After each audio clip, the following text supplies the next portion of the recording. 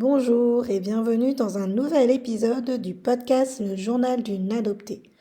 Aujourd'hui, je vous parle de la série Je te promets de TF1 que je suis en train de regarder. J'en suis arrivée au 10e épisode sur 12 qui est passé récemment sur cette chaîne et qui est elle-même dérivée d'une série américaine qui s'appelle This Is Us.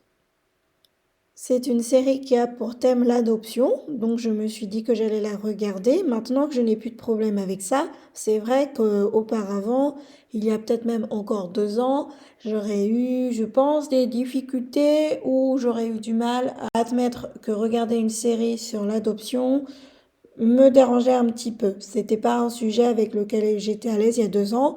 Aujourd'hui, je peux regarder ça sans problème et regarder ça vraiment avec un air, non, avec un regard beaucoup plus détaché qu'avant. Donc je l'ai regardé vraiment sans avoir lu les critiques. Donc je sais juste que c'est une série qui a beaucoup marché aux États-Unis et en France également, mais je sais même pas, je connais même pas les critiques, je sais même pas quel a été le retour.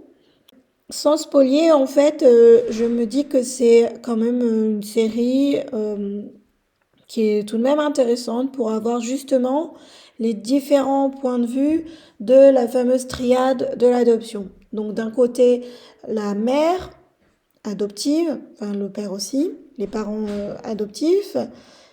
Là, il n'y a pas la mère biologique puisqu'elle est décédée, mais on voit le père biologique, le côté du père biologique, et puis l'enfant adopté, un enfant noir qui remplace en fait le triplé des parents qui l'ont adopté.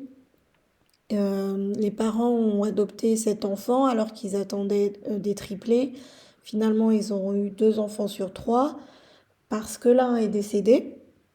Bon, j'espère que vous... enfin, de toute façon, on le sait, et puis cette série est connue pour ça, donc je ne pense pas spolier non plus énormément.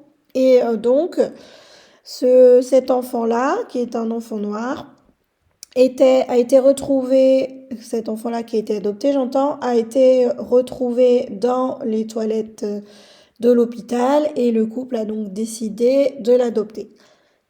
Et au fil des épisodes, on a les phases un petit peu typiques qui pourraient paraître clichés, mais qui sont, à mon avis, une réalité, de la mère très possessive qui n'a pas voulu révéler l'origine ou même une partie de l'identité à son fils adoptif, sachant qu'elle le connaissait.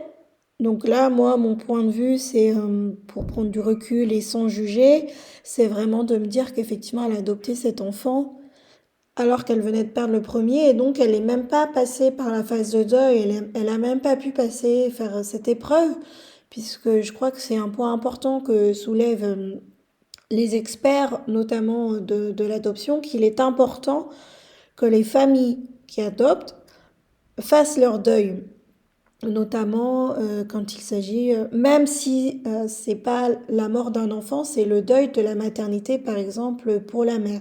Et donc là, on voit clairement qu'elle n'a pas fait son deuil, elle n'a pas eu le temps et du coup, elle décide d'adopter cet enfant. Ce qui fait que moi, je me dis, eh bien, comme elle n'a pas pu faire le deuil de cet enfant, elle a le sentiment que cet enfant lui appartient et et elle lui a donc caché toutes ses origines ou ce dont elle avait connaissance et évidemment, il va découvrir la vérité et il va lui en vouloir. Et comme il lui dit très justement, c'est ton choix. Donc voilà, tu as fait le choix de ne rien me dire, maintenant tu vas suivre mon propre choix. Donc voilà, je trouvais que c'était, voilà, c'est peut-être fort, mais j'imagine que c'est le cas de beaucoup de parents. En tout cas, ça me donne une autre vision, même si elle est peut-être cliché, mais effectivement qu'il y a voilà, une sorte de possession et le fait de vouloir cacher les origines à l'enfant dans la peur de le perdre, sachant qu'ils ont déjà subi une perte. Après, le point de vue du père biologique est aussi vraiment fort, puisque dans cette série, c'est un père biologique qui aurait bien justement voulu revoir son enfant, tisser un lien, qui a été extrêmement heureux de voir que son enfant biologique, enfin que son enfant voulait le retrouver, mais sa mère adoptive a mis le stop et lui a dit clairement non, tu ne le reverras jamais, donc il a tenu sa promesse, d'où le titre Je te promets. Et puis l'enfant adopté qui lui a complètement perdu, n'a pas de repère dans cette famille, qui toute sa vie a cherché enfin va chercher ses origines ou a demandé en tout cas à ses parents de l'aider et puis jusqu'à ce qu'il découvre le fameux secret. Donc et puis on voit aussi tout au long une colère et une distance qui s'établit notamment entre son frère et lui, et le frère avec ses propos très violents, voilà, qui lui ne le reconnaît pas en tant que frère, parce que justement il est noir, donc il le traite un peu de tous les noms. Donc c'est aussi difficile, mais avec du recul, on comprend que lui a cette sensation, d'ailleurs il le dit dans un épisode, qu'on lui prend enfin ses parents, quoi, puisque il a une sœur et il a son frère, et lui, son frère et sa sœur sont un petit peu le centre de l'attention, et lui, il se sent, je pense, rejeté. Donc voilà, je n'ai pas encore fini de regarder cette série. J'avais juste envie d'en parler comme ça rapidement, parce que j'avais ça en tête, de me dire, tiens, c'est marrant, justement, on a un regard vraiment là sur cette fameuse triade. Alors, est-ce que j'aurais été outrée, révoltée, bouleversée de voir ce film-là avant de moi me sentir complètement épanouie, sereine et heureuse? Je saurais pas le dire. Est-ce que c'est cliché? Je pense que oui, mais en même temps, c'est cliché, mais c'est malheureusement proche de certaines réalités, hein, comme voilà, on a tous une histoire vraiment unique, d'ailleurs qu'on soit adopté ou pas, on a tous une histoire unique.